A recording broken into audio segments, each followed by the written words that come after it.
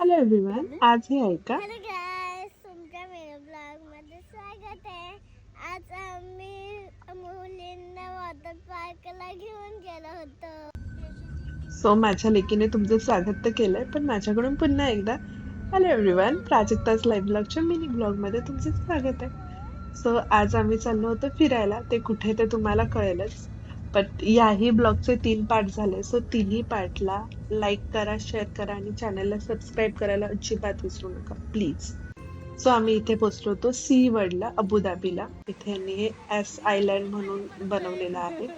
खूप सुंदर एक्सपिरियन्स होता माझा. एंट्री करताच हा भव्य असा मोठाच्या मोठा फिश टँक होता इथे, आणि हे टर्नल बनवलं होतं त्यांनी काचेचं. खूप सुंदर, वन ओशन म्हणून त्याचं नाव होतं. आणि याच्यामध्ये वन ओशन मध्ये एंडलेस ओशन, ट्रॉपिकल ओशन, पुन्हा रॉकी पॉइंट, त्यानंतर पोलार ओशन, अंटार्क्टिका वगैरे असे सेक्शन्स बनवले होते. सो आम्ही इथे आतमध्ये गेलो आणि थोडी घाईत होतो खूप जास्त.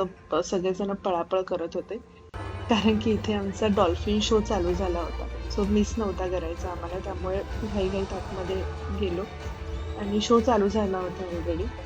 सो चालू झाल्यानंतर त्यांनी हे असं एंटरटेन केलं. त्यानंतर मी फोन बाजूला ठेवून दिला, कारण की ना बऱ्याचदा काय होतं, आपण फोटोज आणि व्हिडिओज मध्ये ना प्रत्यक्षात त्या गोष्टीचा आनंद घ्यायचा राहून जातो. त्यामुळे मी फोन बाजूला ठेवून दिला होता आणि खूप एन्जॉय केला डॉल्फिन शो. सो शेवटचं हे डॉल्फिन आम्हाला बाय करत होते, ते शूट केलंय मी. आणि त्यानंतर आम्ही बाहेर आलो. हे इथे असे कलरफुल पक्षी होते खूप सारे, सो त्याचं थोडंसं शूट केलं. आणि नंतर हे ना इथे काउनोज रे असं ह्या फिशचं नाव असतं, तर सगळ्यांना माहित असेल कदाचित. तर मग त्यांना इथे टच करायचं होतं असं.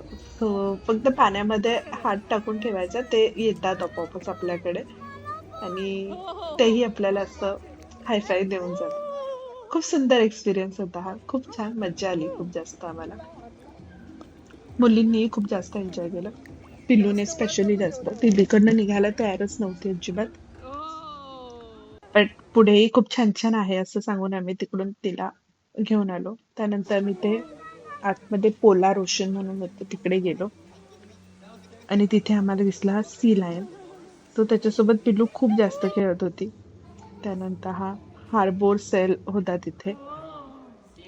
खूप मोठा होता हा, म्हणजे काहीतरी वेगळंच दृश्य होतं हे. आणि मुली एकदम अशा शॉक मध्ये होत्या की अरे बापरे हे काय. त्यानंतर मी अंटार्क्टिका ओशन मध्ये गेलो. भेटूयात पार्ट 2 मध्ये. Thank you, bye bye.